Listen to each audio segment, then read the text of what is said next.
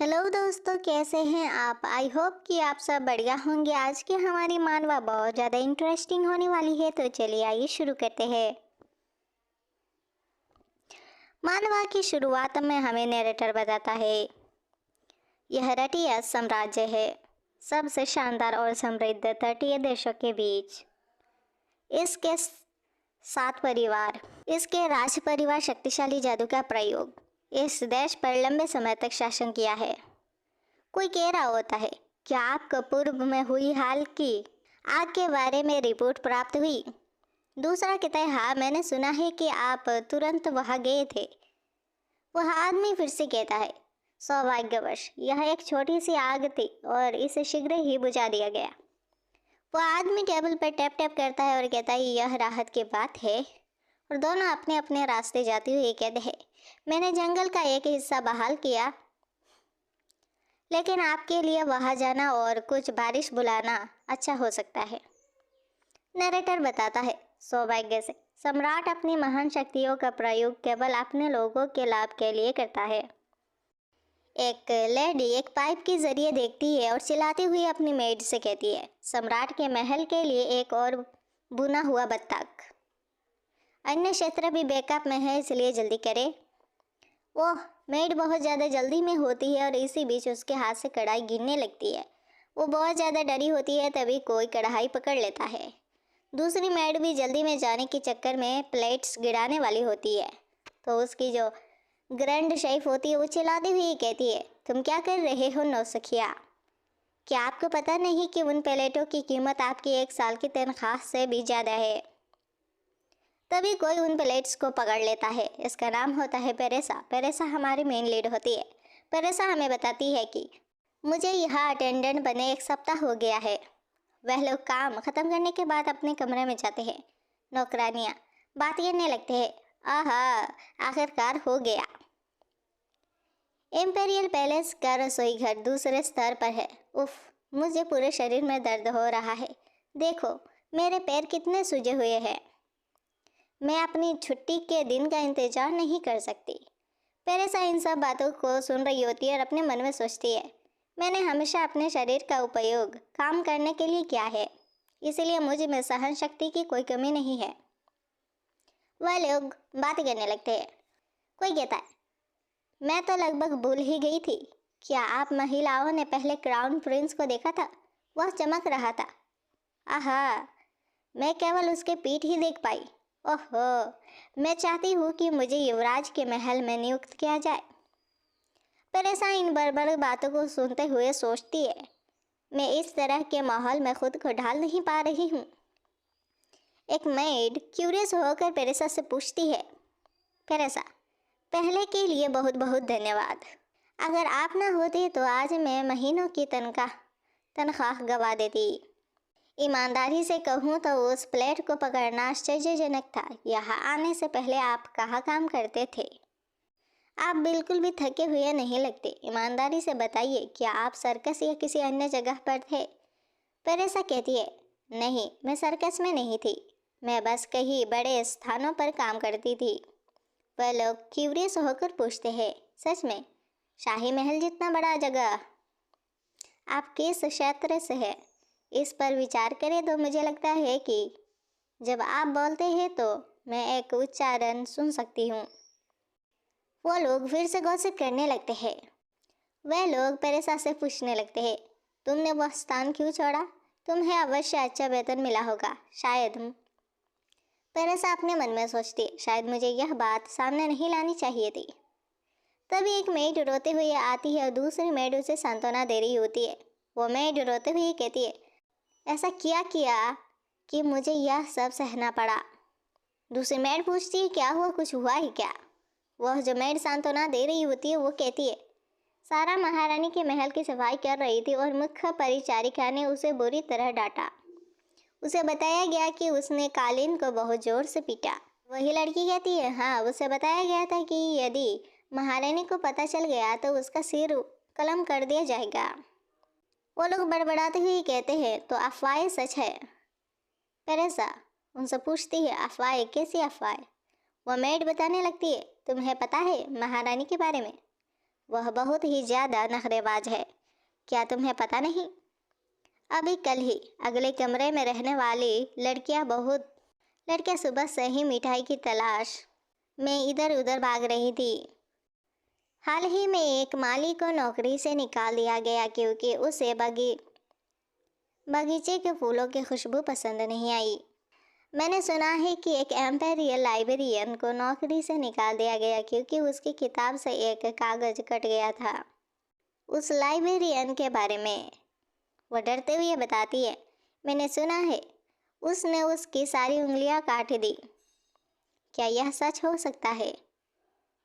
वो लोग बहुत ज़्यादा घबराए होते हैं और आगे बताती है, लेकिन अब जब आपने इसका उल्लेख किया है, मैंने सुना है माली की नाक काट दी गई बदबूदार फूल लगाने के लिए और वह कथित तौर पर इन कटे हुए शरीर के अंगों को इकट्ठा करती है।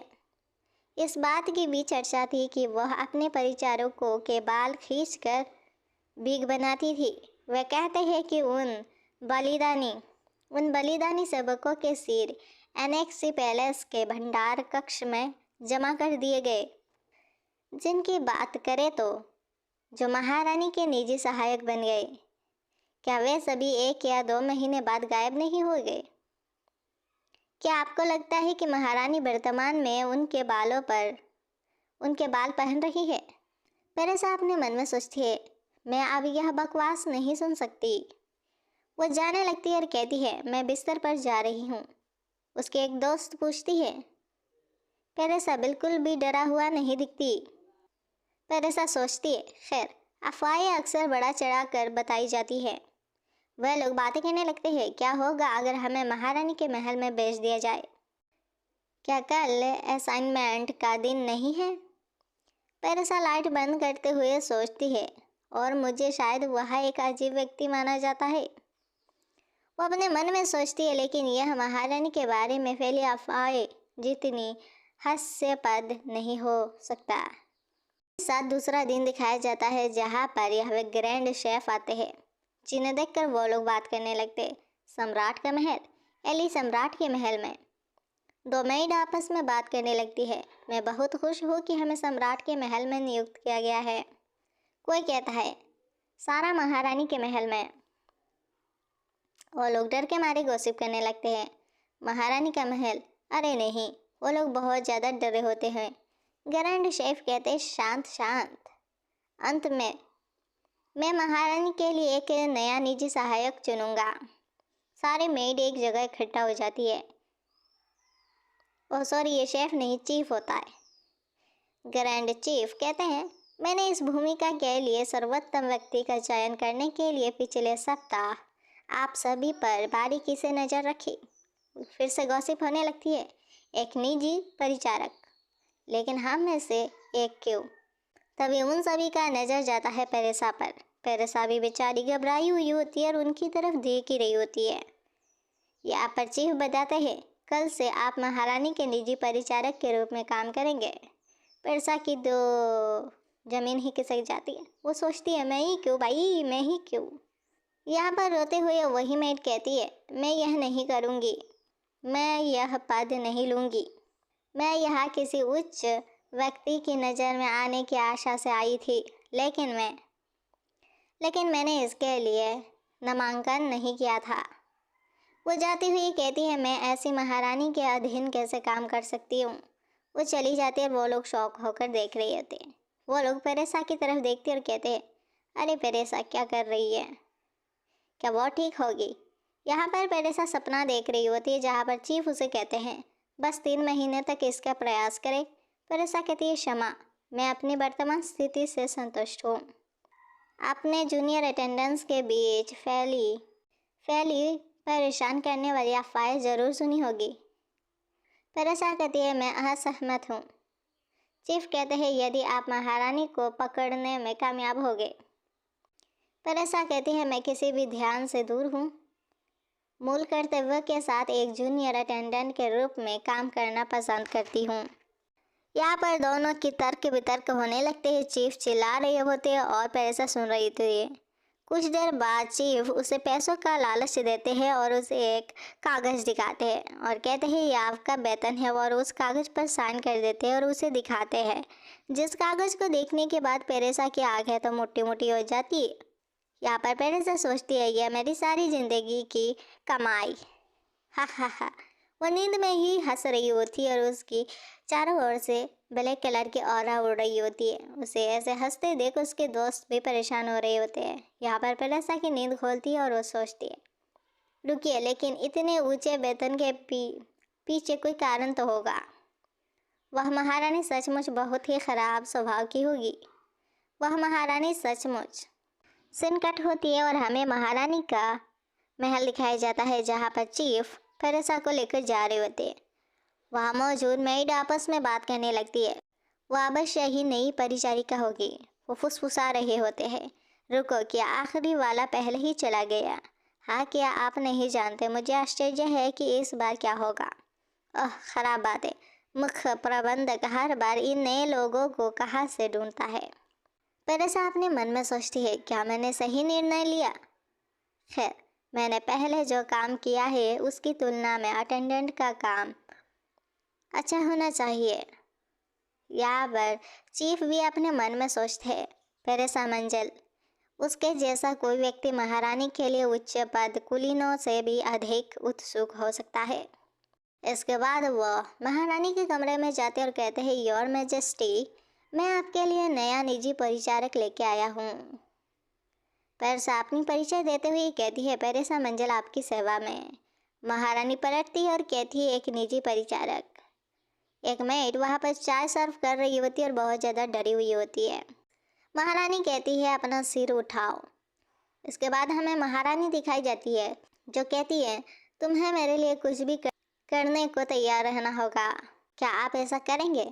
इस बात पर पेरेसा उसकी तरफ बड़ी बड़ी आंखें बनाकर देखती है और उसे महारानी बहुत ज़्यादा सुंदर लगती है। वो थोड़ी देर के लिए खो जाती हैं और यहाँ पर बताती है, जिस समय मैंने उससे आंखें मिलाई, उसके आसपास की दुनिया मानो रुक सी गई और मुझे ऐसा महसूस हुआ, उसकी आंखें, मैं अपनी पूरी ज़िंदगी इस दिन का इंतज़ार कर रही। पेरेसा ज़मीन पर बैठ जाती है और कहती है, हाँ, मैं वही करूँगी जो आप चाहे, योर मैजेस्टी। यहाँ पर वो फिर कहती है कि मैं खुशी खुशी उसके लिए अपनी जान दे दूँगी। थोड़ी देर के लिए सन्नाटा छा जाती है और पेरेसा अपने मन में सोचती है, क्या मैंने कुछ ज़्यादा ही कर लिया? क्या मैंने कुछ ज़्यादा ही बोल दिया? मुस्कुराते हुए महारानी कहती है, क्या अन्य परिचारकों ने आपको निर्देश दिया? मुझे देखते ही घुटने टेकना। पेरेसा मंजल, इतनी दूर जाने की कोई ज़रूरत नहीं है। पेरेसा कहती है, मुझे क्षमा कर दीजिए, और अपने मन में सोचती है, मैं अवचेतन रूप से पुरानी आदतों में वापस आ गई। महारानी कहती है, खैर, आपकी उत्सुकता सराहनीय है, लेकिन मैं आप पर भरोसा कैसे कर सकती हूँ? पेरेसा कहती, आप जो भी कहते हैं वो मैं करूँगी, और अपने मन में सोचती है, मैंने ऐसा क्यों किया? ऐसा लगता है जैसे मुझ पर भूत सवार हो गया हो। मेरा शरीर अपने आप हिल रहा है। महारानी कहती है, क्या ऐसा है? उसके बाद वो कहती है, फिर खिड़की से बाहर कूद जाओ। पेरेसा कहती है, माफ़ कीजिए, और उसकी तरफ देखती है। महारानी कहती है, आपने कहा था कि आप कुछ भी करेंगे, है ना? तो कूदो। पेरेसा अपने मन में घबराई हुई सोचती है, क्या वह सीरियस है? वो कुछ देर महारानी की ओर देखती है और अपने मन में निश्चय कर सोचती है, रेगुलर पीपल, इन ऊंचाई पर वे पूरी तरह घायल हो सकते हैं। महारानी कहती है, आपने दावा किया था कि आप कुछ भी कर सकते हैं, लेकिन जैसा कि मैंने सोचा था, आप केवल खोखले शब्द बोल रहे थे। पेरेसा आगे बढ़ती है। महारानी कहती है, इस रवैये के साथ आप कुछ ही समय में रोते हुए भाग जाएंगे। महारानी की बातें सुनकर पेरेसा आगे बढ़ती है और खिड़की पर चढ़ते हुए छलांग मार देती है। चीफ और महारानी यहाँ पर शॉक्ड हो जाती है। चीफ महारानी से कहते हैं, हे योर मैजेस्टी, हमें क्या करना चाहिए? यहाँ पर महारानी भी घबरा जाती है और कहती है, वह सचमुच कूद गई। वो चिल्लाती हुई कहती है, आप ऐसे किसी व्यक्ति को नौकरी पर क्यों रखेंगे? वह तो बस घुटनों के बल बैठकर दया की भीख मांग सकती थी। कितनी मूर्ख है। एक निजी परिचारक को समझदार होना चाहिए। मैं तो उसे फिर से नहीं देखना चाहती, इसीलिए उसे अस्पताल ले जाओ। यहाँ पर चीफ भी अपना माथा पकड़ लेते और कहते हैं, जैसा निर्देश दिया गया। वो अपने मन में सोचते हैं, हाँ मुझे लगता है मैं एक बार फिर असफल हो गया। यहाँ पर एक आवाज़ सुनाई देती है और हमें दिखाई देती है पेरेसा, जो खिड़की पर ही लटकी होती है। सारे लोग शांत होकर उसे ही देख रहे होते हैं। बाहर से कुछ लोग कह रहे होते हैं, क्या वह पेड़ पर फंस गई? किस्मत उसके साथ होगी, लेकिन वह दीवार पर कैसे चढ़ी? पेरेसा सोचती है, ईमानदारी से कहूँ तो मैं उस ऊंचाई से सुरक्षित रूप से उतर सकती थी, लेकिन इससे बहुत अधिक ध्यान आकर्षित होगा। वो उठती है और अपने कपड़े साफ करते हुए कहती है, मैं पुनः अपना परिचय दूंगी। मेरा नाम पेरेसा मंचल है। चारों ओर सन्नाटा छा जाती है। सारे लोग उसे ही देख रहे होते हैं अजीब तरह से। महारानी हंसते हुए कहती है, कैसी अजीब लड़की है। महारानी कहती है, आइए देखते हैं कि आपकी स्ट्रेंथ कितनी देर तक टिकती है। यहाँ पर पेरेसा अपने मन में सोचती है, क्या मैंने सही काम किया। वहाँ से जाने लगती है और एक मेड उससे कहती है, पेरेसा सब कुछ तैयार है, कृपया मेरे पीछे आओ। पेरेसा जाते हुए अपने मन में सोचती है, इससे पहले कभी किसी ने मुझे कपड़े नहीं पहनाए। वो आंखें बंद करते हुए सोचती है, उन चित्रों को तुरंत फेंक दो। आप ऐसे गंदे कपड़ों में निजी सहायक कैसे हो सकते हैं? मैंने अपनी सारी बचत उस ड्रेस पर खर्च कर दी। कुछ देर बाद चीफ भी वहाँ पहुँच जाते और कहते हैं, पेरेसा मंचल, तुमने पहले ही अपने आप को पीछे छोड़ दिया। वो रोते हुए कहते हैं, मुझे तुम्हें पहले ही चेतावनी दे देनी चाहिए थी, लेकिन यह पहली बार है कि किसी ने अपनी पहली बैठक को आपके जैसे अच्छे ढंग से संभाला है। चीफ कहते हैं, अच्छा काम करते रहे। पेरेसा जाते हुए सोचती है, खैर मुझे यकीन नहीं हो रहा है कि उसने मुझे तुरंत खिड़की से बाहर कूदने को कहा। मैं चिंतित हूँ कि वह मुझे और क्या करने का आदेश देंगी। सीन कट होती है और हमें महारानी दिखाई जाती है, जो कह रही होती है, एक निजी परिचारक के रूप में आपको मेरी सहायता करने का निर्णय लेना चाहिए। मुझे कल बाहर जाना है, तो मेरे लिए एक उपयुक्त पोशाक लाओ। पेरेसा सोचती है, पोशाक का चयन सौभाग्य से मेरा पहला कार्य काफ़ी सरल प्रतीत होता है। इसके बाद वो कपड़े चूज करने जाती है। महारानी पीछे से कहती है, स्वाद की इतनी कमी के साथ आपके पास आंखें क्यों नहीं है? वो बहुत ज़्यादा ढूंढ रही होती है। महारानी कहती है, क्या आप एक भी उचित पोशाक नहीं चुन सकते? घबराई हुई पेरेसा अपने मन में सोचती है, ऐसा कितनी बार हुआ है। जब ये सभी एक जैसे दिखते हैं तो मुझे क्या करना चाहिए? यहाँ पर एक नौकरानी उसे इशारों से बताने की कोशिश करती है। वो बताती है, नीला वाला ड्रेस चुनो, नीला वाला। पेरेसा उसे तिरछी आंखों से देखती है और यहाँ पर वो भी सोचती है, लाइक ब्लू। उसके बाद वो सोचती है, तो इस बार यह नीला है। यहाँ पर महारानी उसे बहुत ज़्यादा तंग करती है और बार बार कपड़े चेंज करवाती रहती है, जिससे बेचारी पेरेसा की तो हालत ही पतली हो जाती है और गुस्से में चिल्लाते हुए कहती है, क्या चीफ अपना दिमाग खो चुका है? वह एक निजी सहायक को कैसे भेज सकता है जो एक ड्रेस भी नहीं चुन सकता? क्या आपको ये एक्सेप्टेबल लगता है? सर झुकाते हुए पेरेसा कहती है, आप इतनी सुंदर है कि आप पर कुछ भी अच्छा लगेगा। महारानी चिल्लाते हुए कहती है, यह काम नहीं चलेगा। मेरे लिए एक चाकू लाओ, एक चाकू। जो सुनने के बाद वह नौकरानी कांपने लगती है और पेरेसा तो सदमे में ही चली जाती है। महारानी चिल्लाते हुए कहती है, मेरे लिए कोई भी तीखी चीज़ें लाओ। पेरेसा साइलेंट मोड में खड़ी होती है और बाकी सारी नौकरानियाँ काँप रही होती है। पेरेसा अपने मन में सोचती है, इस बार क्या हो रहा है। वो सोचती है, क्या वह सचमुच ऐसा इसलिए कर रही है क्योंकि उसे मेरी पसंद नहीं आई। यहाँ पर वो सोचती है, इस बात की भी चर्चा थी कि वह अपने परिचारकों के बाल खींचकर बेग बनाती थी। वे कहते हैं कि उन बलिदानी सिक्कों सेवकों के सिर एनेक्सी पैलेस के भंडार कक्ष में जमा कर दिए गए। अब तक अफवाहों को खारिज किया। यह मामला बहुत जटिल हो गया है। क्या मुझे हालात बिगड़ने से पहले ही भाग जाना चाहिए? फिर सबसे अच्छा पलायन मार्ग कौन सा है? एक नौकरानी पीछे से कांपते हुए कहती है कि मैं चाकू लाया हूँ, महारानी। यहाँ पर महारानी गुस्से से उठती और कहती है, यह पोशाकें आंखों में खटकती है, इसलिए इन्हें फाड़ डालो। वो चाकू का इस्तेमाल करती है और उन कपड़ों को फाड़ डालती है। वो बहुत ज़्यादा गुस्से में होती है। यह पेरेसा भी देख रही होती है। जब तक वो कपड़े टुकड़े टुकड़े में बिखर नहीं जाती तब तक महारानी अपना चाकू चलाती है और गुस्से में कहती है, तुम। पेरेसा के पास जाकर पेरेसा के मुंह पकड़ते हुए कहती है, मैं तुम्हें एक आखिरी मौका दूंगी। यहाँ पर वो एक ब्लू ड्रेस उतारती है और कहती है, मुझे इस पोशाक के साथ मेल खाने वाले जूते की जोड़ी लाओ। फिर ऐसा बड़ी बड़ी आंखें बनाते हुए देखती है। महारानी कहती है, आप इतना तो कर सकते हैं, है ना। वह सोचती है, वह सुंदर है। महारानी चाकू तानते हुए कहती है, बेहतर होगा कि आप इस बार सही चुनाव करें, जब तक कि आप अपनी बेकार सी दिखने वाली आंखें खोना नहीं चाहते। पर ऐसा बताती है, उसी समय मेरे मन में एक विचार आया।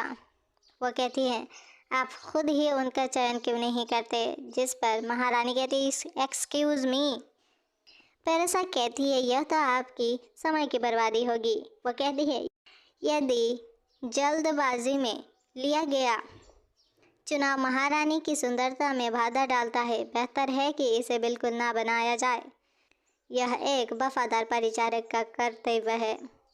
महारानी चिल्लाती हुई कहती है, क्या आप मेरे आदेश की अवहेलना कर रहे हैं। पेरेसा कहती है, माफ़ कीजिए, आपकी आज्ञा का अनुपालन नहीं कर रही। महारानी चीखते हुए कहती है, तुम्हें ज़रूर मरना चाहिए। मैंने तुम्हें एक आखिरी मौका भी दिया था। कल हमें जो नए जूते मिले हैं उन्हें ले आए। नौकरानी डरी हुई उसकी तरफ देखती है। फिर ऐसा मन में सोचती है, मेरा एकमात्र कर्तव्य इस व्यक्ति के साथ रहना। महारानी चिल्लाती हुई कहती है, कल आने की जहमत मत उठाइए, तुम बिल्कुल बेखबर हो। वो नौकरानी महारानी को जूते पहना देती है और पेरेसा कहती है, यस महारानी, आप इन जूतों के बारे में क्या सोचते हैं। महारानी कहती है, यह चलेगा। पेरेसा कहती है, वे जूते आपके लिए सूटेबल नहीं है। पेरेसा कहती है, वजन असमान रूप से विपरीत होता है, इसलिए आप आसानी से गिर सकते हैं। अलग अलग जूते चुनना बेहतर होगा। महारानी गुस्से में उसकी तरफ देखती है और चिल्लाते हुए उसकी तरफ आगे बढ़ती हुई कहती है, क्या तुम सचमुच मरना चाहते हो। बहुत अच्छा, मैं व्यक्तिगत रूप से। और उसी बीच उसकी हिल जो होती है वो टेढ़ी हो जाती है और वो गिरने लगती है और चिल्लाती है। और यहाँ पर पेरेसा अपने हाथ ताने हुए रहती है और कहती है, हाँ, अभी की तरह जब मेरी ज़रूरत होगी। और पर वो जाके ठपाक से क्या बोलते हैं, पेरेसा की गोदी में गिरती है। पेरेसा उसे पकड़ लेती है और कहती है, इसीलिए मैंने तुम्हें चेतावनी दी थी, जिससे आप आसानी से यात्रा कर सकते हैं। यहाँ पर महारानी बहुत ज़्यादा गुस्से में लाल टमाटर हो रही होती है और गुस्से में कहती है, तुरंत उससे छुटकारा पाओ। सिनकट होती है और महल का सीन दिखाया जाता है। वो जब अपने कमरे में सोने के लिए जाती है तो उसे नौकरानी घेर लेती है और पूछने लगती है कि आप ही वह व्यक्ति नहीं थे जो खिड़की से गिरे थे। ऐसी अफवाहें थी कि आप एक पेड़ पर लटके हुए थे और मर गए और दूसरों को आपके अंग टूटने की चिंता थी। हम सब बहुत चिंतित थे। पेरेसा घबराई हुई अपने मन में सोचती है, अफवाहें इतनी तेजी से कैसे फैल गई। वो कहती है, शांत हो जाओ, जैसा कि आप देख सकते हैं मैं ठीक हूँ। यह सब सिर्फ निरादर अफवाहें हैं। वह कहने लगते हैं, महारानी द्वारा चाकू लहराने की इन सब बातों का क्या हुआ। क्या यह भी सिर्फ एक अफवाह है। पेरेसा कहती है, वास्तव में वह हिस्सा घटिया हुआ। अगर मैंने अपना काम ठीक से नहीं किया तो वह मेरी आंखें निकाल लेंगी। नौकरानी पूछती है, पेरेसा अब आप क्या करने जा रहे हैं। क्या होगा यदि आपके साथ कुछ बुरा हो जाए। पेरेसा सर पकड़ते हुए सोचती है, क्या वह सही है। इस पर ज़्यादा विचार नहीं किया गया, लेकिन फिर दोबारा वो सोचती है, कैसे महारानी उसके पास आई और कहा कि बेहतर होगा कि आप इस बार सही चुनाव करें, जब तक कि आप अपनी बेकार से दिखने वाली आंखें खोना नहीं चाहते। फिर ऐसा कहती हैं, महारानी ने मुझ पर चाकू तान दिया। उसकी आंखों में शत्रुता का कोई संकेत नहीं था। हत्या के इरादे के बजाय वह एक बिल्ली की तरह है। यह कुछ इस तरह था। वहाँ पर उसके जो दोस्त होते हैं वो उसे घेर लेते और पूछते, पेरेसा क्या आप ठीक है। दूसरी कहती है देखो वह कितनी शांत है, वह अभी भी सदमे में होगी। पर ऐसा सोचती है मैं पूरी तरह से मंत्रमुग्ध हो गई हूँ। वो जाते हुए सोचती है खैर ज़्यादा चिंता मत करो, मैं भी जा रही हूँ। वो जा रही होती है, उसके पीछे से वह मैड्स कहने लगती है हाँ आपकी सुरक्षा सर्वप्रथम है, अगर चीज़ें गलत हो गई तो आपका भी अंत अफवाहों जैसा हो सकता है। तभी एक आवाज़ आती है, वह कहते हैं इस समय यहाँ कौन आया है। दरवाज़ा खुलता है और हमें चीफ दिखाई जाती है। चीफ कहते हैं परेसा मंजिल अपना सामान तुरंत पैक करें। वो चश्मा ठीक करते हुए कहते हैं आपका महारानी के महल में जाना होगा, यह महारानी का आदेश है। यह सुनकर परेसा चौंक जाती है। चीफ कहते हैं अब से आपको उसकी और भी अधिक निकटता से सेवा करनी होगी। दूसरे दिन परेसा महारानी के महल में जा रही होती है और लोग गसिप कर रहे होते ओह माय, वह लड़की क्या वह निजी परिचारिका नहीं है? वह ठीक कैसे है? मुझे लगा कि उसे कल ही निकाल दिया गया होगा। परेसा जाते हुए सोचती है मैं भी यही सोच रही हूँ, अभी कल ही। परेसा अपनी मन में सोचती है आखिर महारानी क्या सोच रही है। वह जाती है तो महारानी सामने से आती है और कहती है आप क्या कर रहे हो। वो झुकती है और कहती है और मैजेस्टी नमस्कार, मुझे आशा है कि कल रात आपको अच्छी नींद आई होगी। जिस पर महारानी कुछ नहीं कहती और उसे देखती है। वह भी कुछ ना कहते हुए महारानी को देखती है। कुछ देर बाद महारानी कहती है मैं तुम्हें तुम्हारा नया कर्तव्य सौंपूंगी। और अपने मन में सोचती है कल की घटना के बाद भी वह 50 वर्ष की है। महारानी बैठ जाती है और कहती है अब से आप इस चाय घर का प्रबंधक है। हर सुबह जब मैं नाश्ता ख़त्म करूं तो मेरे लिए एक कप चाय ले आना। आप इतना तो संभाल सकते हैं है ना? फिर ऐसा कहती है हाँ महारानी। और अपने मन में सोचती है उसने कल की घटना का जिक्र नहीं किया, वह किसी बुरे मूड में भी नहीं लगती। महारानी उंगली से पॉइंट करते हुए ये कहती है जाओ और एक कप चाय ले आओ अभी। परेसा मुस्कुराते ही जाती है और चाय सर्व करते हुए सोचती है कपड़े चुनने की तुलना में यह मेरे लिए बहुत आसान है। मैं कल की गलती की भरपाई करूंगी। यहाँ पर वो चाय डाल रही होती है, चाय की खुशबू बहुत ज़्यादा होती है और पीनी पीनी महारानी की ओर जा रही होती है। वो सोचती है महारानी के लिए उत्तम चाय। वो बहुत ज़्यादा कॉन्फिडेंस होती है। दूसरी मेड उसके पीछे खड़ी मेड उसे कहती है परेसा। वो कहती है क्या?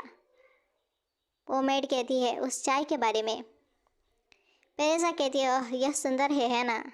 परेसा अपने मन में सोचती है मैंने इसे महारानी के बालों के रंग से मेल खाने के लिए चुना। वो मेड कहती है आपको इस चीज़ के लिए डांट पड़ सकती है। परेसा घबराती हुई कहती है क्या? क्यों? रंग बहुत सुंदर है और यह उस पर बिल्कुल जंचता है। मेड कहती है सही चयन करना उतना आसान नहीं है जितना आप सोचते हैं। आपको इस बात पर विचार करना होगा कि इस मौसम में कौन से फूलों की खुशबू सबसे अच्छी है, आज उसका मूड कैसा है, हाल ही में उसने कौन से रंग पसंद किए हैं। निर्णय लेने से पहले आपको इन सभी बातों की सावधानीपूर्वक जांच करनी चाहिए। फिर ऐसा कहती है मैं देखती हूँ कि एक कप चाय बनाना कोई आसान काम नहीं है। वो सोचती है कि महारानी एक बिल्ली है और चिल्ला रही है। वो उस मेड से कहती है तो फिर आइए ऐसी चाय की पत्तियाँ चुने जो मन को शांत करने के लिए अच्छी हो। वो मेड उसे चुप रहने के लिए इशारा करती है। परेसा कहती है वह कल अपने कपड़े फाड़ने और चिल्लाने से थक गई होंगी। वो लोग आपस में बातें करने लगते हैं। वह मेड कहती है ध्यान रखें कि आप क्या कहते हैं, हो सकता है कि वह आपकी बात सुन ले। परेसा कहती है आप इस बारे में क्या सोचते हैं, क्या यह महारानी को पसंद आएगा? वो जाती है और महारानी को चाय सर्व करती है। महारानी चाय की एक घूंट लेती है और चमकने लगती है और परेसा की तरफ देखती है। परेसा वह डरी सहमी खड़ी होती है और पूछती है क्या हाल है महारानी? महारानी थोड़ी सी मुस्कुराती है और उठ खड़ी होती है और कहती है आई लाइक इट, यह सुखदायक है। यह देखकर वो तीनों चौंक जाते हैं। महारानी चाय की कप रखते हुए कहती है आप में अच्छे स्वाद की कमी हो सकती है लेकिन आप अन्य कार्यों को संभालने में सक्षम प्रतीत होते हैं। वे परेसा की पीठ थपथपाते हुए कहती है परेसा मंजल, मैं चाहती हूँ कि आप मुझे आगे बढ़ाने के लिए बहुत कुछ करें। महारानी कहती है क्या मैं आप पर भरोसा कर सकती हूँ? जिस पर परेसा शौक रह जाती है। शौक होते हुए परेसा कहती है निस्संदेह महारानी, मैं पूरी दिल से आपकी सेवा करूँगी। यहाँ पर मेड और चीफ शॉक्ड रह जाती और उन दोनों को ही ताड़ रही होती है। महारानी कहती है सुनने में अच्छा है। महारानी कहती है अब फिर अगले कार्य के लिए क्या आप तैयार है? पेरेसा कहती है हाँ महारानी, मैं किसी भी चीज़ के लिए तैयार हूँ। चीफ और वो मेड वहाँ बस शॉक्ड रह जाते हैं। सीन कट होती है और हमें दिखाया जाता है कि पेरेसा जा रही होती है और कहती है मैं जानती थी कि अफवाहें गलत थी। वो सोचती है या शायद मैं इस भूमिका के लिए नियुक्त हूँ। मैंने उसके जैसे ही नखरीले व्यक्ति को जीत लिया। हाँ, उसे एहसास हो गया होगा कि मैं एक अच्छा वफादार सेवक हूँ। यहाँ दूसरी तरफ महारानी अपने महल में होती है, जहाँ पर चीफ उससे कह रहे होते हैं महारानी पूरे आदर के साथ, क्या मैं पूछ सकता हूँ कि आपके मन में क्या है? महारानी कहती है आपका क्या मतलब है? चीफ घबराते हुए पूछते हैं आप अपने सामान्य स्वभाव जैसे नहीं हैं। आपने तो कल उसे अपने महल में भी ना आने को कहा था। महारानी कहती है हाँ, मैंने अपना मन बदल लिया है। और यहाँ पर पास्ट का एक सीन दिखाया जाता है, जहाँ पर तेरेसा महारानी से कह रही होती है कि महारानी ये जूते आपके लिए सुटेबल नहीं है। क्या उसने ये शब्द मेरे लिए चिंता से नहीं कही थे? महारानी प्रेजेंट में आती है और कहती है वह मौत के सामने भी अपनी बात कहने का साहस रखती है। सिनकट होती है और पेरेसा पर शिफ्ट होती है, कहीं पर जा रही होती है और कहती है मैं कर सकती हूँ। पेरेसा जाती है और मुस्कुराती हुई कहती है मैं महारानी के आदेश पर आई हूँ। वहाँ पर एक आदमी निकलता है और कहता है आप आ गए। पेरेसा कहती है हाँ, महारानी ने मुझसे कहा था कि मैं उन घोड़ों को तैयार करूँ जिन पर वह कल सवार होंगी। वह आदमी उसे अंदर बुलाता है और पेरेसा अपने मन में सोचती है मुझे हैरानी है कि महारानी के घोड़े कैसे दिखते होंगे। दूसरी तरफ महारानी भी मुस्कुराते हुए कहती है नहीं, मैं उसे बर्खास्त नहीं करूँगी, मैं उसे उसकी अपनी मर्जी से जाने दूँगी। यहाँ पर हमें एक घोड़ा दिखाया जाता है, एक घोड़ा नहीं, यहाँ पर हमें हज़ारों घोड़े दिखाई जाती है। वह आदमी इशारा करते हुए कहता है यह सभी घोड़े महारानी के हैं, वह किस पर सवार होंगी? यहाँ पर पेरेसा सोचती है महारानी ने उसे कहा था पेरेसा मेरा अब से एक विशेष अनुरोध है, मुझे आशा है कि आप इस पर ध्यान देंगे।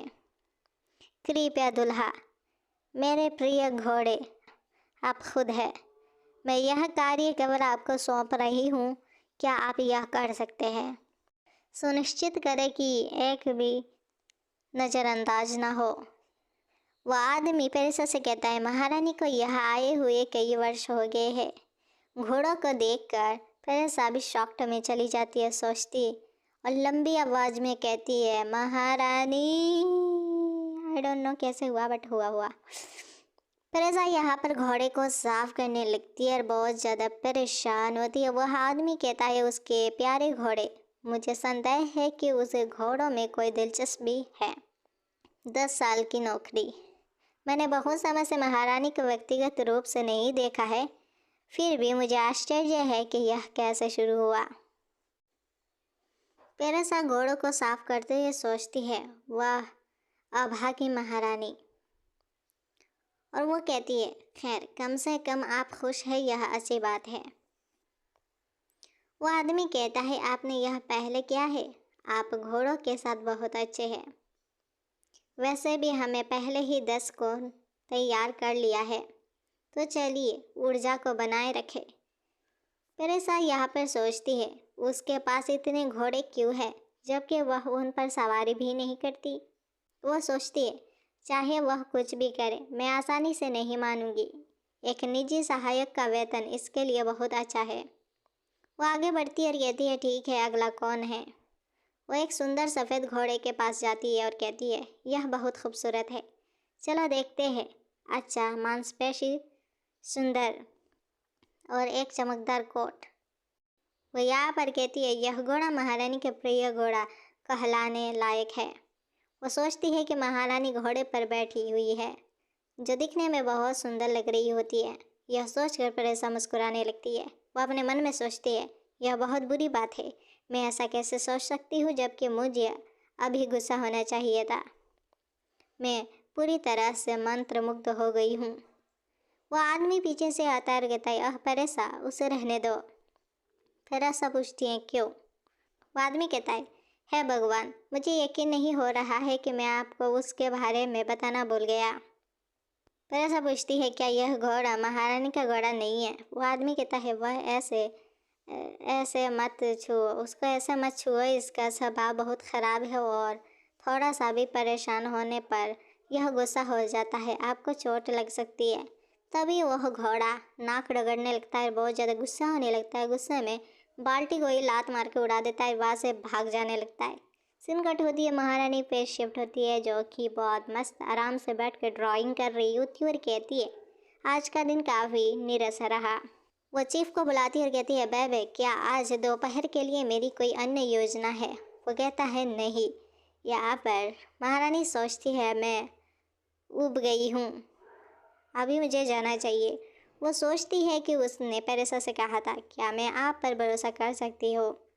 परेसा ने उससे कहा था, बिल्कुल महारानी, मैं पूरे दिल से आपकी सेवा करूँगी। यह सोचकर महारानी हंसने लगती है और कहती है, बेबे।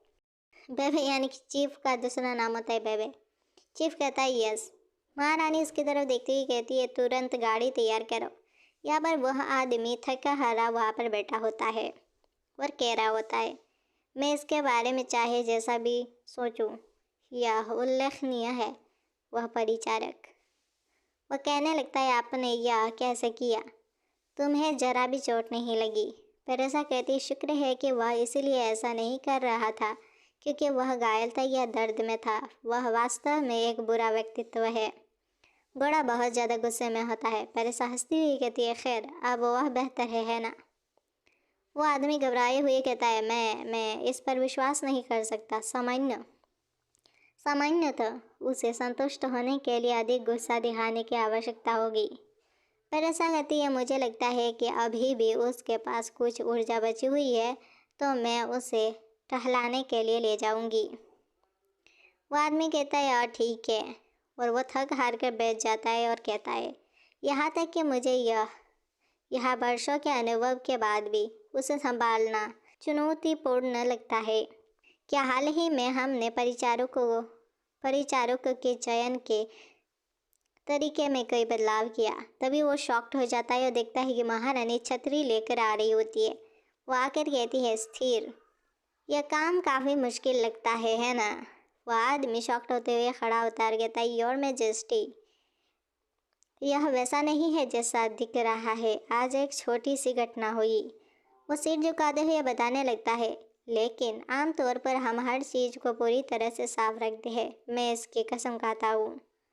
मैं यह सुनिश्चित करूँगा कि ऐसा दोबारा कभी ना हो। महारानी कहती है, बस काफ़ी है। तो क्या परेसा मंजिल ठीक है? वह आदमी घबराए हुए अपने मन में सोचता है, वह तो बस इसे जाने देगी। वो कहता है, जैसा कि महारानी के अधीन किसी से अपेक्षा की जाती है। 22 साल, यह असाधारण रूप से कुशल है। और वह घोड़ों के साथ भी बहुत अच्छी है। महारानी कहती है, असाधारण रूप से कुशल। वह आदमी कहता है, हाँ, उसकी बदौलत मैं बहुत सारा काम पूरा कर पाया। वह एक मुश्किल घोड़े को भी नियंत्रित करने में सफल रही। महारानी कहती है, मैं इसका निर्णय खुद करूँगी। पेरेसा मंजिल इस समय कहा है। बेबे, तुम क्या सोच रहे हो? बेबे कहता है, क्षमा करना, आपका क्या मतलब है महारानी? महारानी गाड़ी में बैठे बैठे दूरबीन से देख रही होती और कहती है, क्या तुम्हें भी लगता है कि वह अब मुझे नज़रअंदाज कर रही है? बेबे बेचारा मुँह लटकाते हुए कहता है, मैं नहीं कह सकता। महारानी कहती है, बस देखो, मैं यहाँ पर। बेबे कहता है, मैं इतनी दूर तक नहीं देख सकता महारानी। महारानी कहती है, वह अपना काम नहीं कर रही है और बस घोड़े के साथ खेल रही है। वो दूरबीन से पेरेसा को देखती है, जो कि घोड़े के साथ होती है, घोड़े को सहला रही होती है। महारानी कहती है, और वह सोचती है कि वह इसे खुद वश में कर सकती है, यह देखकर कि उसने सबसे सुंदर को चुना। महारानी चमकते हुए कहती है, ऐसा लगता है कि वह अपनी इच्छाओं को पूरा करने के लिए मेरे आदेशों का उपयोग कर रही है। महारानी बग्गी में बैठी बैठी कहती है, मुझे तो लगा कि वह शुरू से ही बहुत बोल्ड थी। वह मेरे लिए काम करके लाभ उठाने की कोशिश कर रही होगी। तभी एक घोड़े बेचारे को फूल और स्ट्रॉबेरी की गंध आने लगती है। यहाँ पर महारानी कहती है, अभी से परेशान मंजल बहुत ज़्यादा चालाक है। उस बदतमीज लड़की को शायद पता नहीं है कि मैं अभी उस पर नज़र रख रही हूँ। हंसते हुए ये कहती है, अब देखते हैं।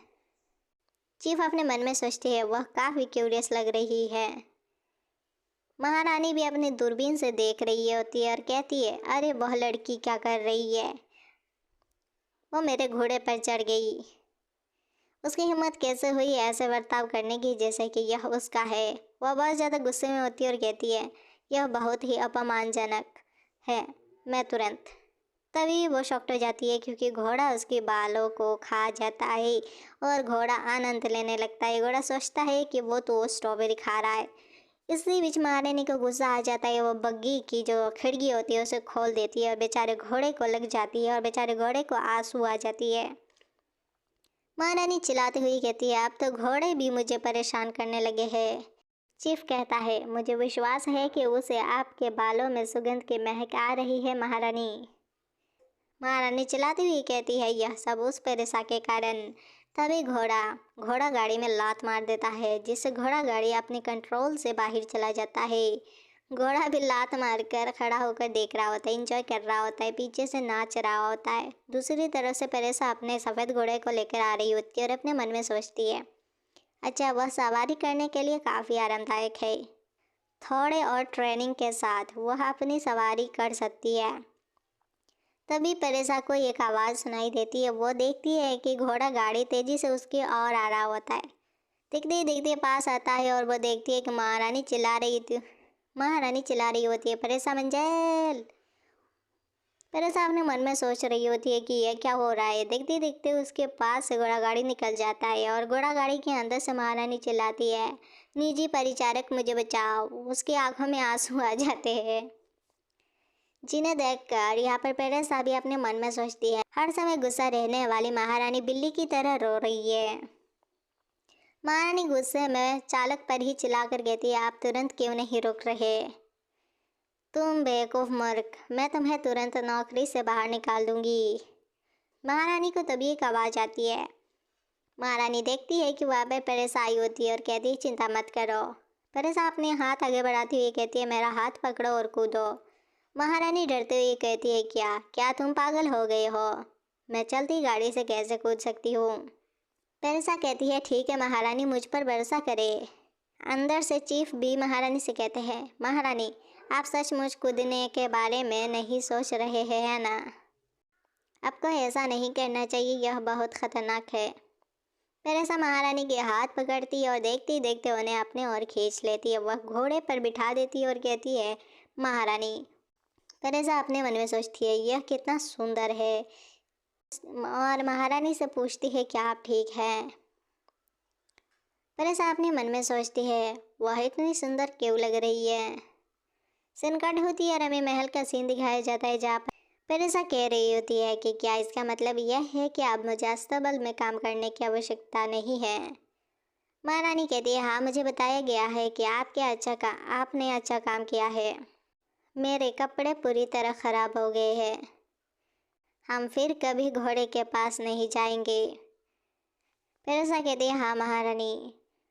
वो गाड़ी से उतरती है और चिल्लाने लगती है किसी बिल्ली की तरह और कहती है, तुम यहाँ क्या कर रहे हो? गार्ड कहता है, युवराज आपसे मिलने आए हैं। महारानी कहती है, हाँ लेकिन क्यों? और जाने लगती है। गुस्से में कहती है, वह हमेशा मुझसे संपर्क के बिना ही क्यों आ जाता है? मैं अभी उलझन में हूँ। पेरेसा अपने मन में सोचती है, द क्राउन प्रिंस। अब जब मैं इसके बारे में सोचती हूँ तो पाती हूँ कि वह छात्रावास में बहुत प्रसिद्ध था।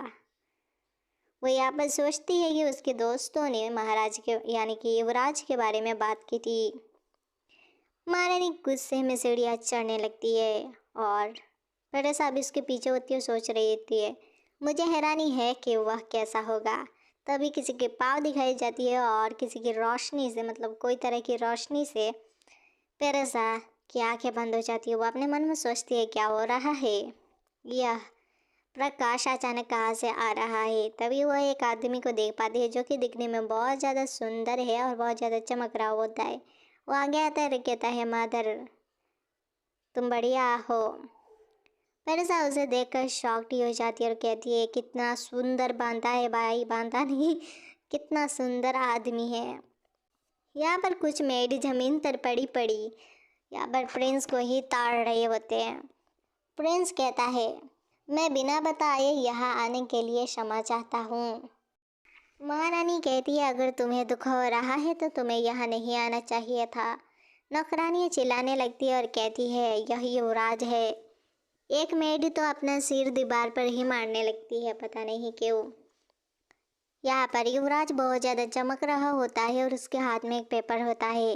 पेरेसा भी उसे देख रही होती है और अपने मन में सोचती है, कितना सुंदर है। और सोचती है, महारानी और युवराज दोनों की उपस्थिति उज्जवल है। क्या यह उनकी जिन में है? महारानी अपने खराब हो चुके वस्त्र बदलने के लिए चली गई। वह सोचती है, परंतु महारानी उसे देखकर अधिक प्रसन्न नहीं हुई। क्या उनमें कोई मामूली मतभेद था?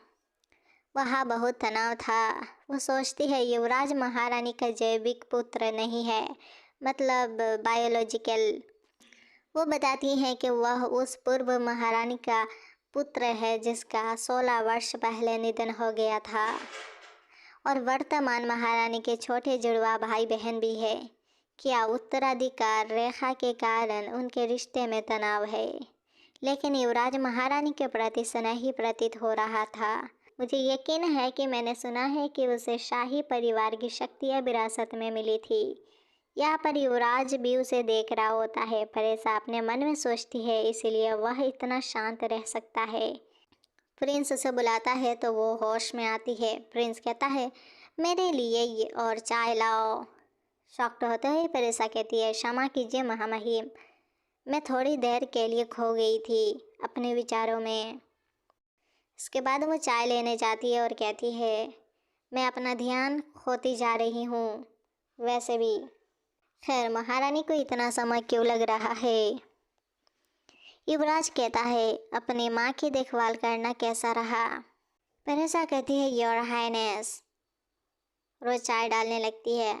वह प्रिंस कहता है, वह काफ़ी मांग करने वाली महिला है। जिस तरह से आप अपने कर्तव्य को संभालते हैं उससे पता चलता है कि आप एक साधारण परिचारक से कहीं अधिक है। परेसा कहती है, मैंने वही किया जो परिचारक को करना चाहिए। क्या तुम्हें चाय पसंद आई? प्रिंस कहता है, यह ठीक था और अपने मन में सोचता है, उसके हाथ उस तरह के नाजुक नहीं है जैसे आप कुलीन लोगों में पाते हैं, ना ही वे शारीरिक श्रम से कठोर हो गई है। किसी ऐसे व्यक्ति का जिसने लंबे समय तक तलवार चलाई। युवराज पेरेसा से पूछता है, आपने अपना नाम क्या बताया था? पेरेसा कहती है, पेरेसा मंजल है महामहिम। प्रिंस उसके पास जाते हुए कहता है, दिलचस्प, और कहने लगता है, आप जैसा कोई व्यक्ति मेरी माँ के निजी सहायक के रूप में सेवा कर रहा है। या पर पेरेसा सोचती है, क्या उसने मेरे बारे में कुछ नोटिस किया? वो कहती है, महाराज मामला क्या है? तभी वहाँ पर महारानी आ जाती है और उन्हें देख लेती है। यहाँ पर पेरेसा बहुत ज़्यादा घबराई होती है और कहती है, योर मैजेस्टी। तभी महारानी चिल्लाती हुई कहती है, आप मेरे निजी परिचारक के साथ क्या कर रहे हैं? युवराज कहता है, तुमने मुझे काफ़ी देर तक इंतज़ार करवाया। महारानी कहती है, तब तो तुम्हें चले जाना चाहिए। पेरेसा सोचती है, उन्हें इस प्रश्न को पूरी तरह से नज़रअंदाज कर दिया। महारानी बैठती है और गुस्से में कहती है, तो कौन सा जरूरी काम आपको यहाँ व्यक्तिगत रूप से लेकर आया है? युवराज कहता है, पिता ने सुझाव दिया, आप मेरे साथ कुछ गेंद खेलने क्यों नहीं आते? बहुत समय हो गया जब से आप किसी बॉल पर गए हैं, है ना? आप अपनी सामाजिक गतिविधियों को पुनः शुरू करना लाभदायक होगा। आपका इस तरह एकांत में रहने से कुछ भी नहीं बदलता। गुस्से में महारानी कहती है, तुम्हें क्या पता? युवराज कहते हैं, मैं भी ऐसा करने का इच्छुक नहीं हूँ, लेकिन मेरे लिए एक उपयुक्त जीवन साथी ढूंढना आपका कर्तव्य है ना? वो कहता है यह पारंपरिक रूप से लाभकारी है। आपको अपनी बॉल उपस्थिति का प्रदर्शन करने का मौका मिलता है और मुझे किसी भी महिला के साथ नृत्य नहीं करना है। प्रेसा सोचती है यह कोई अनुरोध नहीं है, यह एक आदेश है। युवराज कहता है खैर मुझे चलना चाहिए। वो जाते हुए कहता है आपका निजी सहायक बहुत बढ़िया चाय बनाता है, हालांकि मुझे संदेह है कि वह इससे भी अधिक सक्षम है। जिससे पेरेसा घबराई हुई अपने मन में सोचती है क्या वह मुझ पर कोई जल्ला रहा है। युवराज जाते हुए कहता है मैं अगले सप्ताह मार्केस एलवेरे की बॉल में आपका साथ देने आऊँगा। गुस्से में चिल्लाती हुई महारानी कहती है वह चिकनी चुपड़ी जीव वाला कछुआ। महारानी चिल्लाते हुए कहती है क्या वो सोचता है कि मैं सिर्फ उसकी सहायक वस्तु हूँ या। पेरेसा अपने मन में सोचती है लेकिन अब मैं समझ गई हूँ कि वह उसे नापसंद क्यों करती है। महारानी अपनी उंगली काटते हुए किस्से में कहती है मैं गेंदों से घृणा करती हूँ। मैं उस कष्टप्रद कमीने के साथ एक में कैसे भाग ले सकती हूँ। वो अचानक सोचती और कहती है मुझे पता है, और चिल्लाते हुए कहती है क्या आपने अभी तक अपना पदार्पण किया है। जिस पर शॉक्ड हुई पेरेसा कहती है माय लेडी क्या। महारानी उसके पास जाती है और उसे पकड़ते हुए कहती है आपने ऐसा नहीं किया है ना, चलिए इसे बदलते हैं, मैं तुम्हें अपने साथ ले जाऊंगी।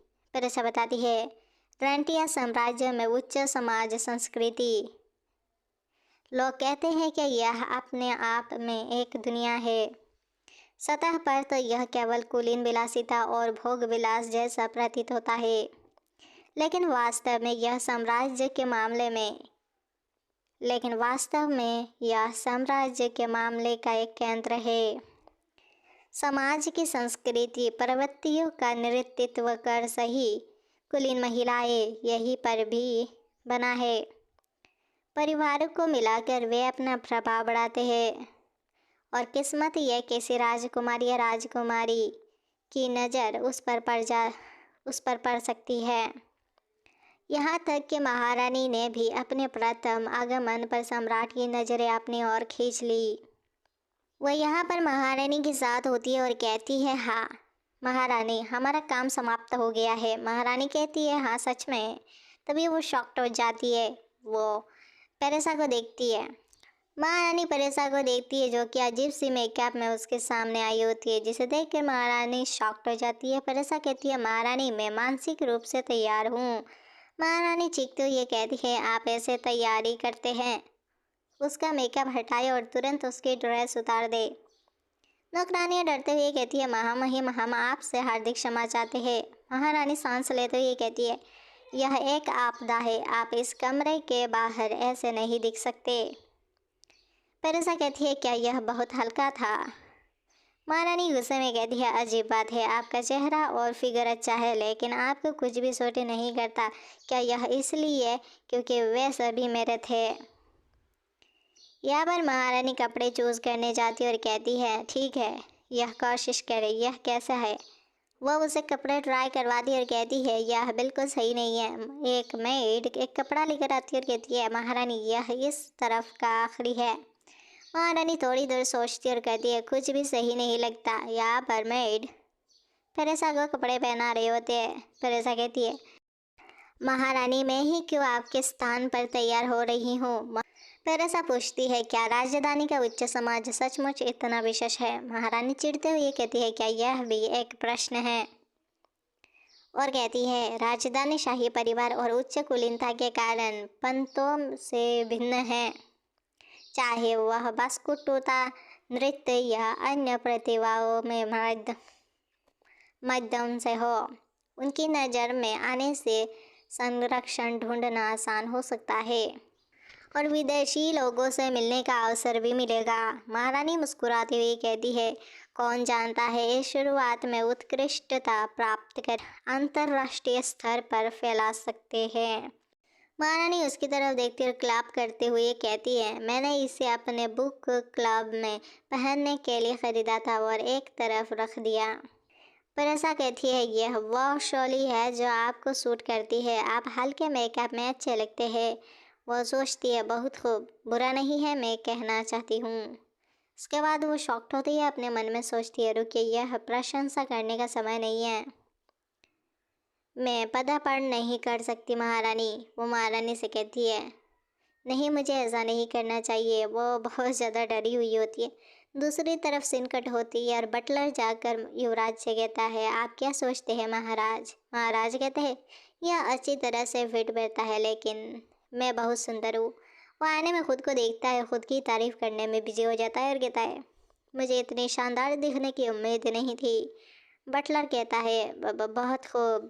युवराज कहता है नहीं, आपने बहुत अच्छा काम किया, यह हमेशा की तरह एकदम सही है, मैं खुश हूँ, अब तुम जा सकते हो। वो बटलर चला जाता है और युवराज सोचते हैं मुझे लगता है कि इसमें कोई मदद नहीं हो सकती, मैं जानबूझकर बुरा नहीं दिख सकता। तभी कोई खिड़की से तभी कोई आता है, कहता है योर हाइनेस। वो कहता है मैंने आपके द्वारा अनुरोध जांच पूरी कर ली है। वह कहता है 26 वर्ष की उम्र, शौक के तौर पर तलवारबाजी का अभ्यास करने से उत्कृष्ट शारीरिक स्थिति में वह अथक है वह अथक है और कई कार्यों में निपुण है। यही वे बातें थी जो उसके बायोडाटा में उल्लेखनीय थी। यहाँ पर पेरेसा के बारे में वो बता रहा होता है। युवराज सोचते हैं तलवारबाजी एक शौक के रूप में, क्या उसके हाथ सिर्फ इसी वजह से कठोर हो गए होंगे। वो गार्ड कहता है लेकिन उसके पिछले 10 वर्षों पर नज़र डाले तो कठिन साबित हुआ। उसने साम्राज्य में कई पद चिन्ह नहीं छोड़ा, जिस पर युवराज शक्ट हो जाते हैं। वो गार्ड कहता है हम उसे मंजेल परिवार के किसी भी रिकॉर्ड में नहीं ढूंढ पाए। पिछले मुखिया के निधन के बाद से परिवार निष्क्रिय है। युवराज सोचते हैं क्या यह संभव है कि वह अपनी कुलीन स्थिति का दिखावा कर रही हो।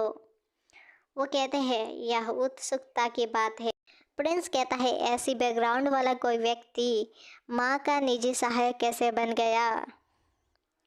गार्ड कहता है हम आगे कैसे बढ़ेंगे।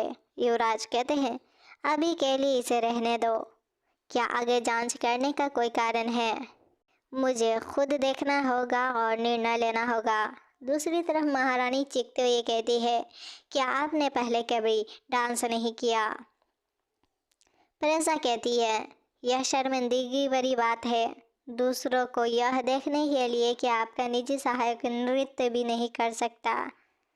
युवराज खुद हंसेंगे।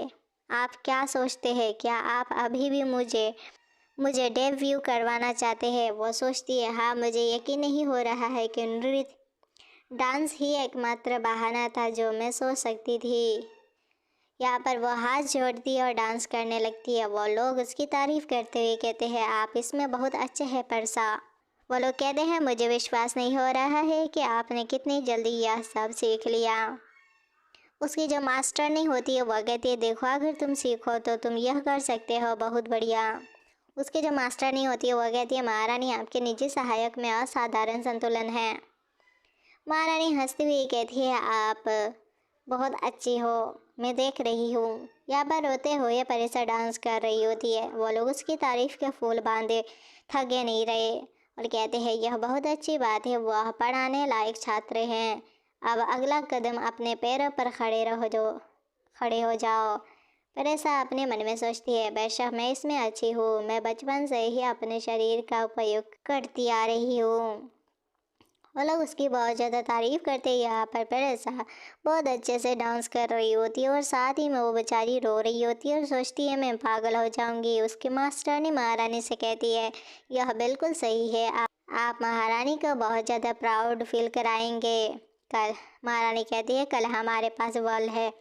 वो कहता है बॉल डांस ना पोल डांस, वही होता है जो यहाँ पर बताया जा रहा है, इसीलिए हमें जल्दी सो जाना चाहिए। सिन गार्ड होती है राह में परेसा को एक मेड के साथ जाते हुए दिखाई देती है। परेसा यहाँ पर मुँह लटकाई हुई सोचती है शायद मुझे आखिरकार छोड़ देना चाहिए। वो मेड उससे कहती है लेडी परेसा मैं आपका ठीक से स्वागत नहीं कर सकी क्योंकि आप नियुक्त के तुरंत बाद से ही व्यस्त थे। मैं मेरी हूँ, मेरी डंकल। पेरेसा उसे हेलो करती है। वो मुस्कुराते हुए पेरेसा से कहती है, काफ़ी समय हो गया है जब कोई निजी सहायक इतने लंबे समय तक रहा हो। क्या यह ठीक रहेगा अगर मैं आपको आपके नाम से बुलाऊं?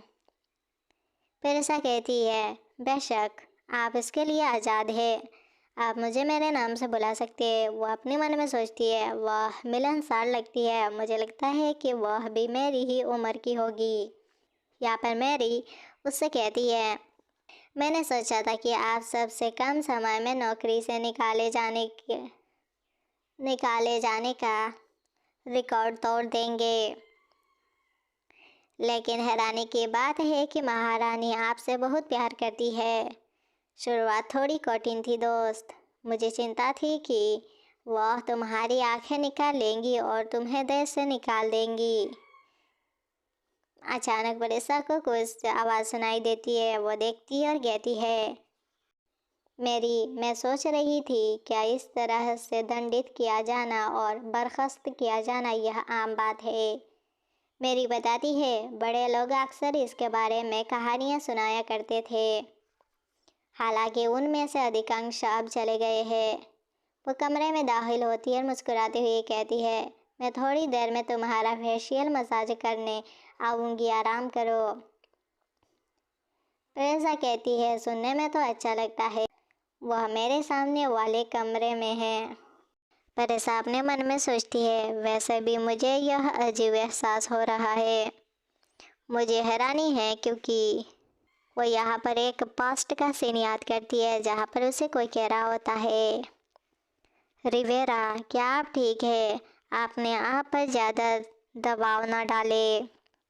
वो कहती है, पेरेसा, मैं और अधिक शक्तिशाली बन जाऊंगी, किसी से भी अधिक शक्तिशाली। मैं उन लोगों को कुचल दूंगी जो मेरी कमजोरी पर हंसते हैं। यहाँ पर पेरेसा भी उसकी हाथ पकड़ती हुई दिखाई देती है। उस लड़के का नाम होता है रिवेरा। वो कहती है, मेरे साथ आओ पेरेसा, आइए हम सब मिलकर मजबूत बने और एक दूसरे को कभी ना छोड़े। वो उसकी हाथ पकड़ती है और कहती है, ऑफ कोर्स, तुम जहाँ भी जाओगे मैं तुम्हारे पीछे चलूँगी। अचानक उसकी नींद खोलती है और वो बिस्तर से नीचे धड़ाम से गिर जाती है और सोचती है, ये कैसा सपना था। सिनगढ़ होती है और हमें महारानी को दिखाई जाती है। महारानी चीफ से पूछती है, आप क्या सोचते हैं बेबे? चीफ चमकते हुए कहते हैं, एक नवोदित कलाकार की तरह मैं उसे पहचान नहीं पाया। महारानी कहती है, वह सिर्फ दिखने में ही नहीं बल्कि वह एक है। मैं इसे साकार कर रही हूँ। फिर ऐसा दिखाई जाती है जो कहती है, मुझे ऐसा लग रहा है जैसे मैं छद्मवेश में हूँ। मैंने इसे पहनते समय ध्यान नहीं दिया, लेकिन इसमें घूमना अजीब लगता है। महारानी कहती है, आपको इसकी आदत डालनी होगी। पंखा इस तरह मत पकड़ो। आप इसे ऐसे पकड़ रहे हैं जैसे यह कोई हथियार है। महारानी यहाँ पर मुस्कुराती कहती है, शान से चलो, पंख के सामने हल्के रहो। पैसा कहती है, हाँ हाँ। चीफ कहते हैं, महारानी, युवराज आ गए हैं। पेरेसा युवराज को देखकर शॉक्ड हो जाती है। युवराज कहते हैं, मैं तुम्हें एस्कॉर्ट करने आया हूँ माँ। वो अपना हाथ आगे बढ़ाता है। पेरेसा अपने मन में सोचती है, वह इतना सुंदर क्यों है? मैं हर बार जब भी उसे देखती हूँ तो उसके रूप से मंत्रमुग्ध हो जाती हूँ, इसीलिए मुझे खुद से नफरत होती है। युवराज कहता है, मैं उस निजी सहायक को बड़ी मुश्किल से पहचान पाया। महारानी कहती है, स्वाभाविक रूप से ऐसा काम और कौन कर सकता है? युवराज कहता है, माँ, आप आज भी बहुत सुंदर लग रही है। जिस पर महारानी गुस्सा होकर कहती है, क्या आप यह कह रहे हैं कि मैं पहले सुंदर नहीं थी?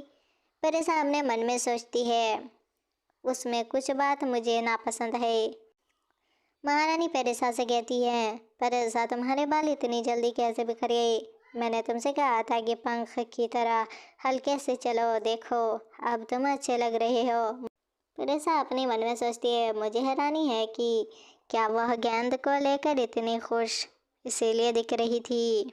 महारानी कहती है आज तुम मेरी जगह लोगी। फिर ऐसा कहती है हाँ हाँ। युवराज उससे पूछता है ऐसा लगता है कि आप अपने निजी सहायक के साथ अच्छे से घुल मिल गए। महारानी चिढ़ते हुए कहती है वह ऐसी लड़की है जिसे बहुत अधिक ध्यान देने की आवश्यकता होती है। या पर बरसा अपने मन में सोचती है मुझे बहुत ध्यान की आवश्यकता है। युवराज कहते हैं वैसे मैंने पहले कभी मंजल परिवार के बारे में नहीं सुना था। बरसा कहती है मैं देहात से हूँ। यह समझ में आता है कि आपने मेरे परिवार के बारे में नहीं सुना है। प्रिंस कहता है अच्छा ऐसा वो सोचता है क्या वह ऐसे कुंवर स्टोरी के रूप में इस्तेमाल कर रही है। महारानी बीच में से चिल्लाकर कहती है क्राउन प्रिंस आपका लहजा काफ़ी निराशाजनक है। सिर्फ इसीलिए उसे नीची नज़र से मत देखो क्योंकि वह एक छोटे परिवार से है। प्रिंस कहता है माफ़ करें मैंने कुछ नहीं कहा। महारानी यहाँ पर मुंह बनाती हुई कहती है क्या आपके परिवार पर कठिन समय आया है। जब आप पहली बार आए थे तो आपके पास उचित पोशाक भी नहीं थी। अब मैं परेशान कहती है नहीं हम ठीक है और अपने मन में सोचती है क्या महारानी हमेशा से ऐसी नहीं थी। बग्गी रुकती है रो। महारानी कहती है हम आ गए हैं। वो लोग बग्गी से नीचे उतरते हैं। प्रिंस कहता है तो फिर माँ हमें एक बड़ी सी महल दिखाई जाती है जहाँ पर और भी बहुत सारे लोग होते हैं। प्रिंस कहता है आइए हम अपनी शाम का आनंद ले। महारानी कहती है नहीं आज आप मेरे साथ नहीं आएंगे। प्रिंस शॉक्ड होते कहता है माफ़ कीजिए। महारानी कहती है मेरी निजी सहायक को साथ ले जाओ फरेसा मंजेल। यहाँ पर परेसा भी शॉक्ड होते हैं। मैं दरवाज़ा खोलती है और बताए कोई कह रहा होता है महारानी और युवराज प्रवेश कर रहे हैं। अंदर घुसते ही गॉसिप चलने लगती है। महारानी क्या युवराज भी यहाँ है। वह लड़ी कौन है। उन लोगों की बातों से परेसा यहाँ पर बहुत ज़्यादा निराश होने लगती है। परेसा घबराई हुई महारानी से कहती है यह विश्वास करने लायक नहीं है। क्राउन प्रिंस मुझे क्यों ले जाएगा। महारानी कहती है यह क्या है। क्या आप मेरा ऑर्डर अस्वीकार कर रहे हैं। इसे सम्मान समझिए। कोई भी महिला एक बार भी युवराज का हाथ थाम कर रोमांचित हो जाएगी। तभी वहाँ पर प्रिंस आ जाता है जिसे देखकर परेसा शॉक्ड हो जाती है। प्रिंस सोचता है इस तरह उस पर नज़र रखना आसान हो जाएगा। वह अपने हाथ आगे बढ़ाते कहता है इसके अलावा मेरा मानना है। और कहता है आप ऐसे व्यक्ति हैं जो इस बात की परवाह नहीं करते कि दूसरे क्या सोचते हैं। मैं सही कह रहा हूँ ना। परेसा उसकी तरफ ब्लश करते हुए देखती और अपने मन में सोचती है मैं उसके शापित चेहरे से विचलित हो गई। पीछे मुड़कर सोचना खुद पर हंसने जैसा है।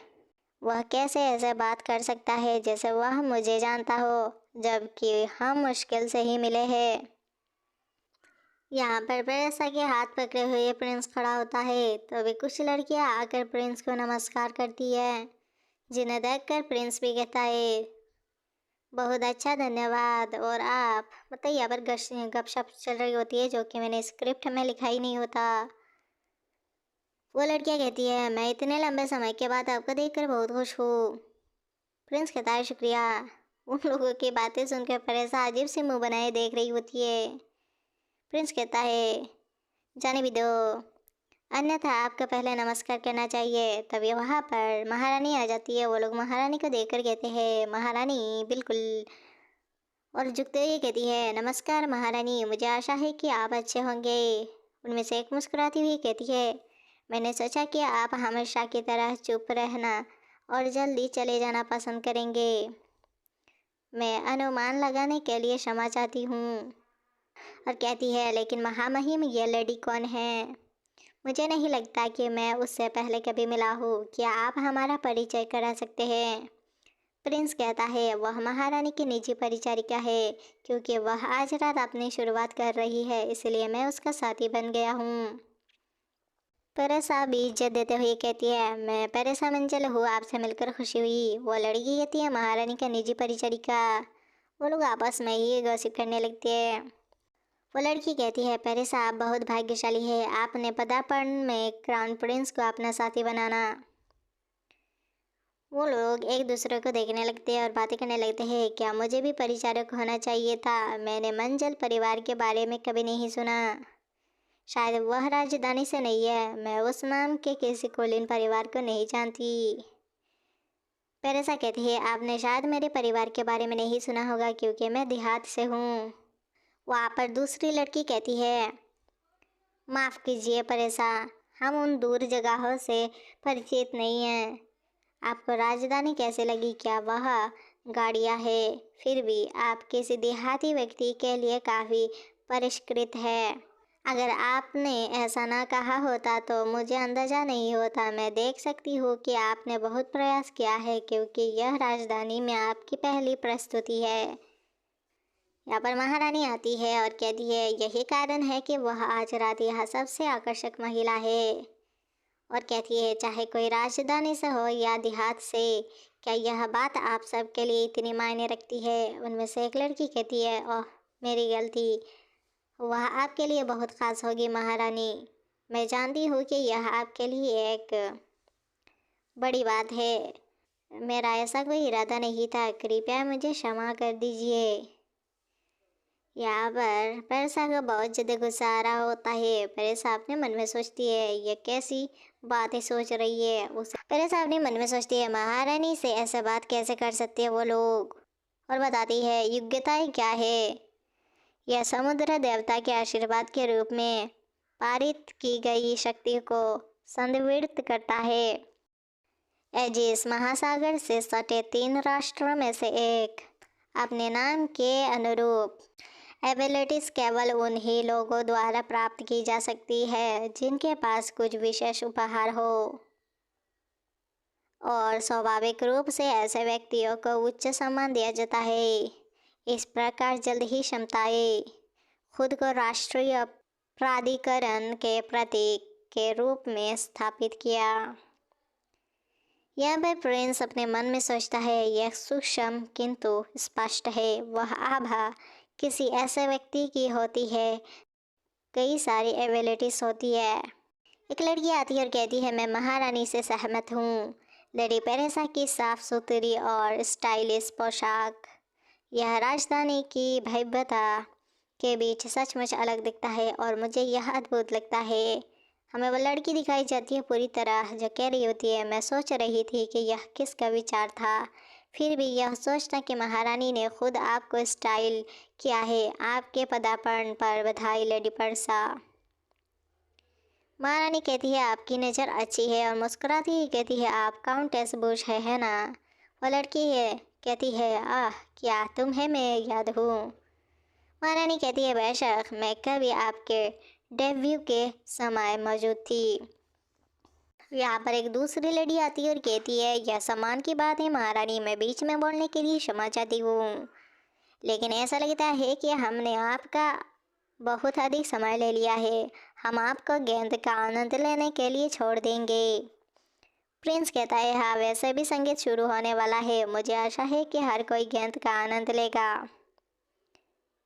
वहाँ से वो लोग चले जाते हैं। पेरेसा अपने मन में सोचती है, उन्होंने महारानी को अंत तक नज़रअंदाज कर दिया। प्रिंस अपने मन में सोचता है, क्या वह आभा जो मैंने पहले महसूस की थी अनजाने में ही मुक्त हो गई थी। पेरेसा चिल्लाती हुई महारानी से कहती है, महारानी वे लोग कौन थे? उन्हें सबक सिखाने की ज़रूरत है। महारानी कहती है, उनकी परवाह मत करो, अभी तैयार हो जाओ। प्रिंस भी कहता है कि हम चले, क्या आप तैयार हैं निजी सहायक? जिस बात पर पेरेसा शॉक्ड हो जाती है। महारानी कहती है, आप इतने हैरान क्यों है? बॉल का पहला डांस शाही परिवार द्वारा खोला जाता है। आज आप युवराज के साथ ही है, अब जाओ, संगीत शुरू होने वाला है। वो पेरेसा अपने मन में सोचती है, फाइनली यह समय आ चुका है। मच्छरों के झुंड से निपटने के बाद अब मुझे युवराज का सामना करना है, लेकिन तुम्हें पता है क्या, शायद उसके लिए नृत्य शायद उसे खुश कर देगा। वो आगे बढ़ती और कहती है, योर हाइनेस, मुझे तुम्हें पहले ही कुछ बताना है। जिस पर प्रिंस उसकी तरफ देखता है और उसके हाथ पकड़ लेता है।